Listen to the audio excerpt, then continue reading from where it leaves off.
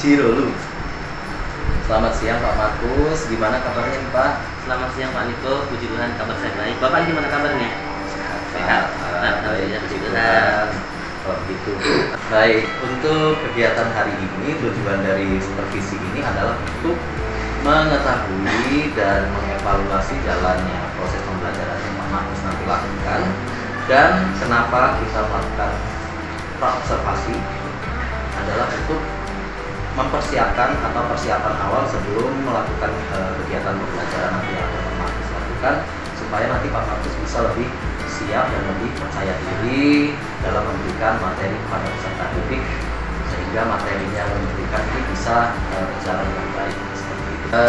Begini Pak, hari ini kita ada di sini untuk membicarakan rencana supervisi untuk pembelajaran pendidikan agama dan pendidikan ya Pak, yang nanti akan Bapak laksanakan kira-kira di tanggal berapa?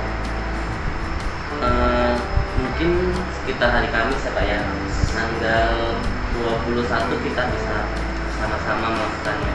Baik, nanti berarti di hari Kamis saya akan melakukan supervisi pada Pak Markus pada saat pelajaran pedagogik. Ya. Lalu Pak, sebelumnya saya ingin bertanya, apa tujuan dari pembelajaran yang akan Bapak laksanakan?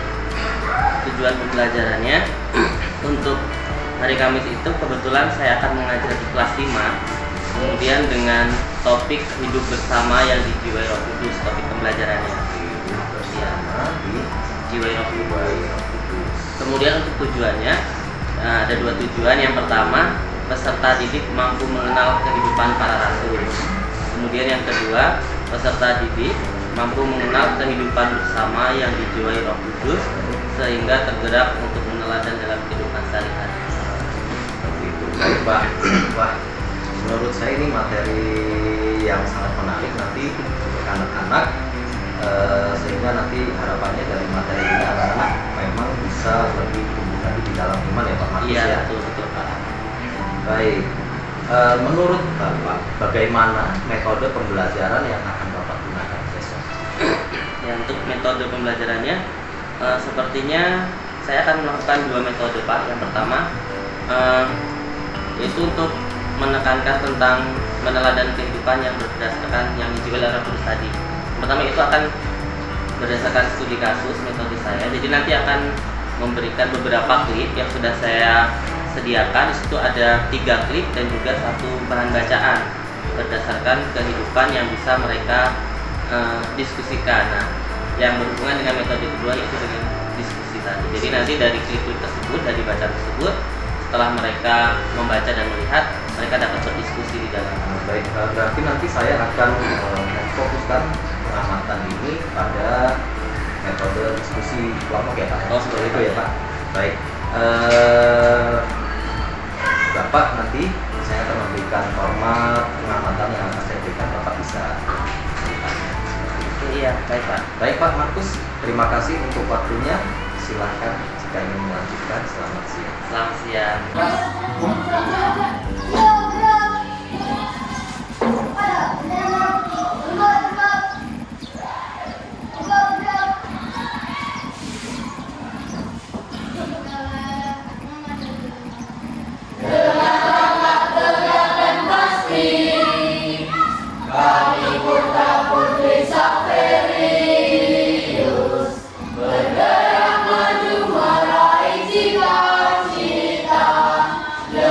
Masa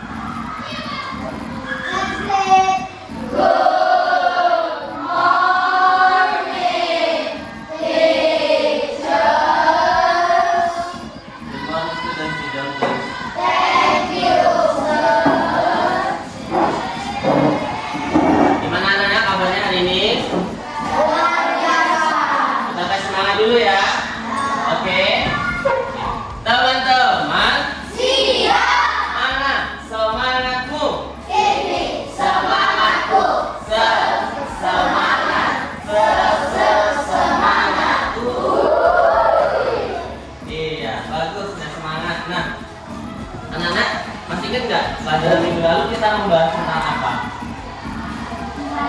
Tentang Roh Kudus. Roh Kudus itu apa sih? Roh kebenaran yang berasal dari Allah. Nah, hari ini kita juga masih akan membahas tentang Roh Kudus. Lebih tepatnya tujuan pembelajaran kita hari ini yang pertama, yaitu kita akan mengenal tentang kehidupan para rasul. Jadi murid-murid Yesus itu kita mau tahu seperti apa sih kehidupannya. Lalu yang kedua, kita akan mengenal ciri orang yang hidup berdasarkan Roh Kudus dan mempraktekannya dalam hidup sehari-hari.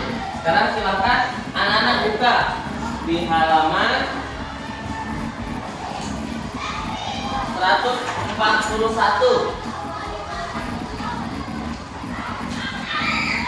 141 sudah. Di situ ada kisah yang judulnya Musamus, Karya Filosofi Alam bagi Manusia. Itu ada kisah tentang Musamus. Kita baca mulai dari kelompoknya Chelsea. Silakan Chelsea. Musamus, Karya Filosofi Alam bagi Manusia. Jangan hanya kerja, tetapi dengarkan karya. Nah, tadi sudah belajar tentang kisah Musamus. Dari Musamus kita belajar banyak hal. Tapi sebelum kita membahas tentang Musamus lebih dalam, Markus minta anak-anak untuk menyaksikan video berikut. Jadi kita sudah membaca kisah tentang Musamus. Banyak hal yang bisa kita pelajari dari kisah Musamus. Nah, Markus pengen anak-anak melihat satu video, kemudian nanti silakan mengikuti tugas selanjutnya. Hey.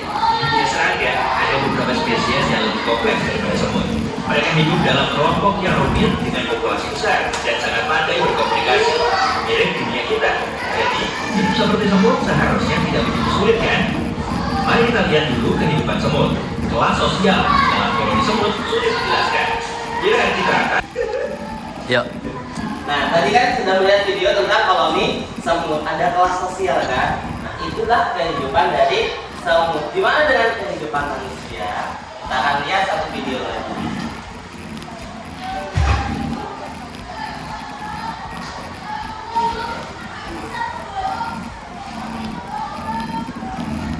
Kalau ketika sambutan misalnya ada salam itu kalau ketika sambutan misalnya ada salam itu ada shalom, ada tamu budaya, nah itu harus dibawa karena lengkap gitu. Orang-orang luar yang datang ke kampus kalau mereka minum air kampung sawah, makan makanan yang air kampung sawah, mereka harus minum ada kebijakan. Contoh orang Islam ada gereja, bahkan sebanyak orang Kristen ada di mana. Sudah melihat videonya? Bercerita tentang penduduk kampung sawah. Seperti tadi kita lihat bahwa penduduk kampung sawah itu memiliki keberagaman dalam beragama. Tetapi apa yang mereka lakukan? Mereka saling menghargai, saling menghormati. Sehingga ada tidak diskriminasi terhadap salah satu agama?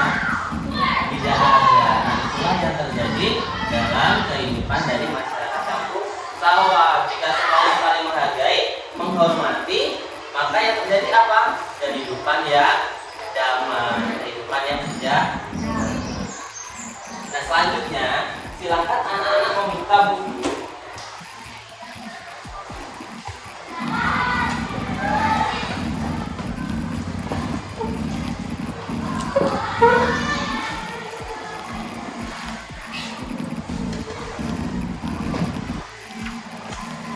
Halaman 143.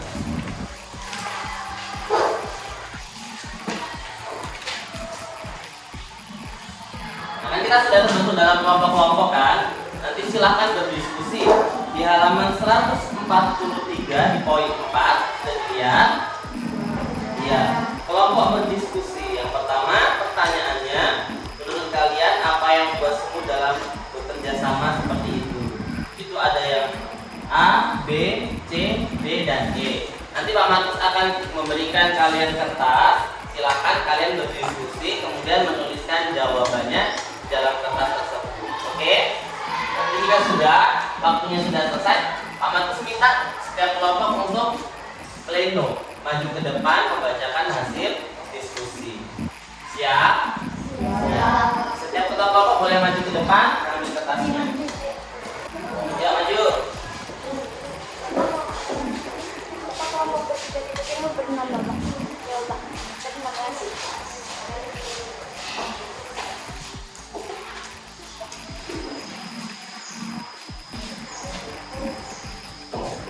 Ya, sekarang kita kerjakan.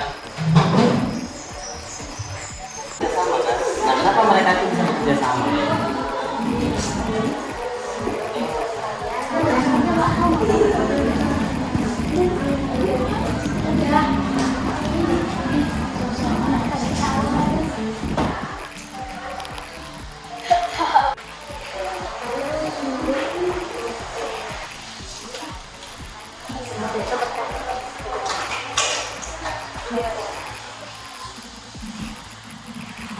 Menurut kalian apa yang membuat semua dapat bekerja sama seperti itu? Sudah selesai semuanya? Kalau gitu, kita akan mulai plenonya, presentasinya. Kita mulai di kelompok 1 ya. Ya, kalau gitu silakan kelompok 1 untuk maju ke depan.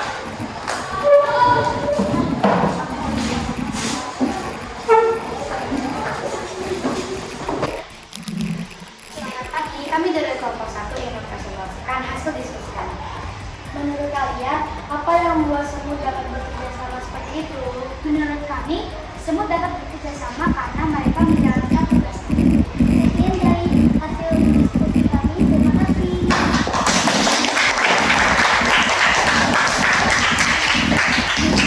Selanjutnya setelah kelompok 1, silakan ke kelompok 2. Silakan maju ke depan kelompok 2. Kami dari kelompok 2 akan mempresentasikan diskusi kami. Menurut kalian, apa buah bekerja sama antar semut itu berbandingkan dengan dinosaurus yang berenang koloni? Menurut kami, koloni semut masih bertahan hingga sekarang. Sekian dari presentasi kami. Terima kasih.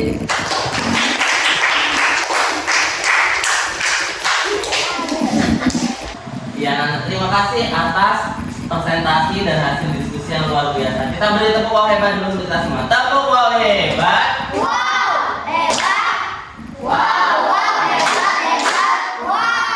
Ya, nah, tadi kan dari hasil presentasi Pak Markus akan memberikan rangkuman dari semuanya ya. Semuanya sudah bagus, sudah benar.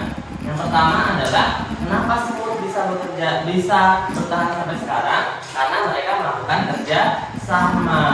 Kenapa kampung sawah juga bisa memiliki masyarakat yang seperti itu seperti dalam video tadi? Karena mereka saling menghargai dan menghormati. Nah, itulah tujuan pembelajaran yang telah kalian capai pada hari ini. Kalian tahu seperti apa kehidupan yang didasari oleh Roh Kudus. Jadi kemarin kan Roh Kudus kan roh kebenaran yang membawa kita kepada kebenaran kan, yang berasal dari Allah. Nah, kebenarannya seperti itu. Kebenaran yang utama apa? Ya kalau hidupnya beragam-ragam agamanya harus saling menghormati. Di kelas ini sama seperti semut, harus saling bekerja sama. Nah, inilah nilai-nilai yang harus kalian terapkan dalam kehidupan sehari-hari. Nah, selanjutnya kita akan melakukan refleksi. Silakan anak-anak duduk dengan tenang. Pak Markus akan membacakan beberapa refleksi. Silakan nanti kalian tuliskan di buku kalian. Tidak perlu ditulis soalnya seperti biasa ya. Langsung ditulis jawabannya saja.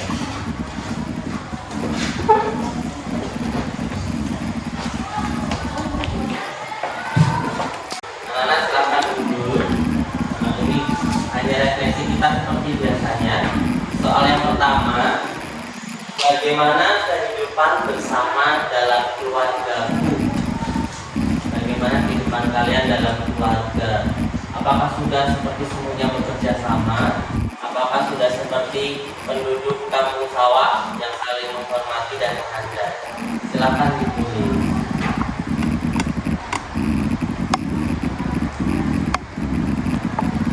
Yang kedua, pertanyaannya, bagaimana kehidupanku bersama di dalam kelas ini? Sudah saling menghargai belum?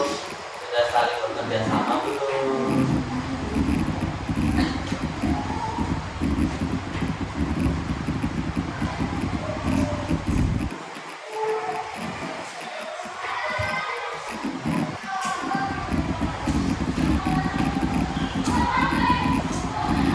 Ya, sudah ya, cukup ya.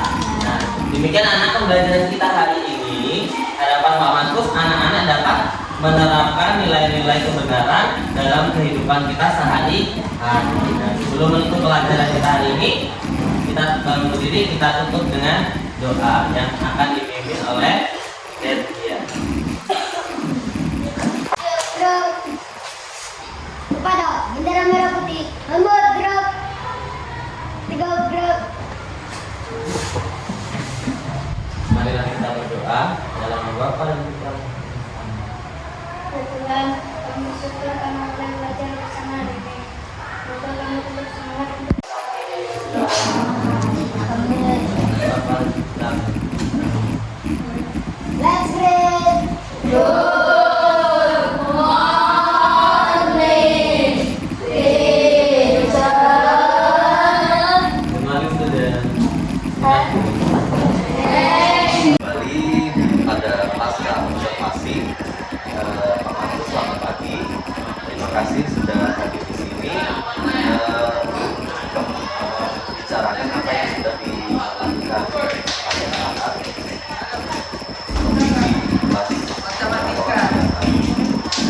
baik Pak, menurut Bapak bagaimana perasaan Bapak saat kegiatan observasi sosialisasi? Baik, Pak. Perasaan saya ketika kegiatan sosialisasi tentunya ada kegiatan namanya satu kegiatan ketika kita berarti kita ada persiapan, kita menjalankan persiapan pula, dan terkadang apa yang kita siapkan dengan kegiatan di dalam kelas itu mungkin dengan responsibilitas ketika pelaksanaannya ya rasa seperti itu. Kan tadi yang sebenarnya kalau apa namanya tadi kita katanya sudah dipersiapkan ya tapi masih ada beberapa berarti mungkin menurut Bapak supaya nanti kedepannya tidak tertekan lagi itu bagaimana? Mungkin kalau menurut saya sih agar saya lebih merasa nyaman ketika mengajar, dan saya mencoba menyesuaikan ajaran suasana itu dengan mungkin ketika tadi bikin pertama mereka maunya mungkin ketertarikan mereka juga dan minat bakat juga. Jadi ketika mereka sudah memiliki minat terhadap mereka, jadi mereka akan lebih nyaman dan belajar. Jadi menyiapkan materinya itu berdasarkan kita menyesuaikan ya berdasarkan dari kebutuhan murid ya budaya jadi nyaman ya. Baik. Mungkin bisa diceritakan kembali Pak area pengembangan langkah apa yang sudah dilakukan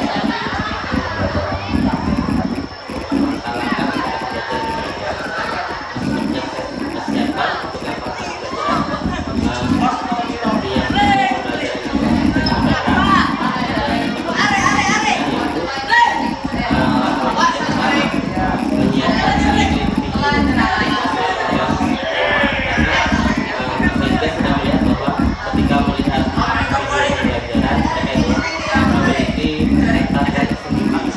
Kemudian setelah memberikan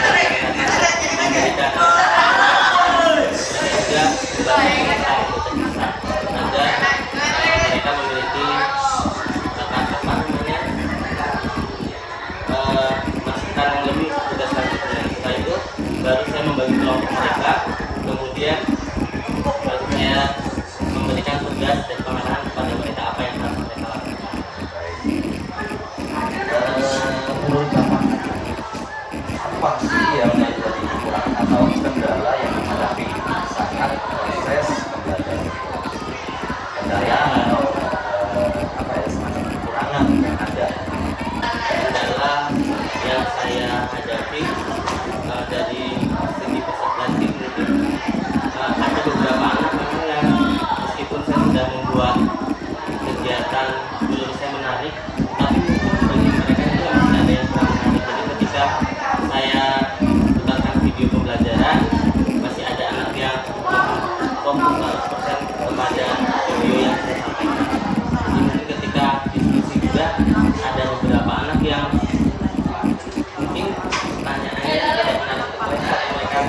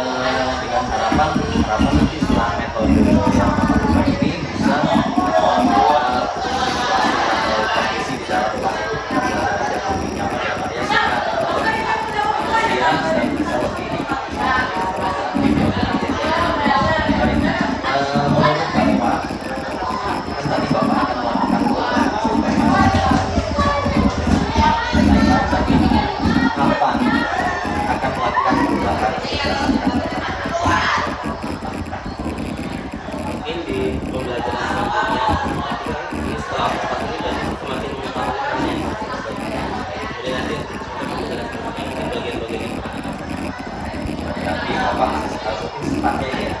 Sifatnya yang melakukan. Baik, terima kasih.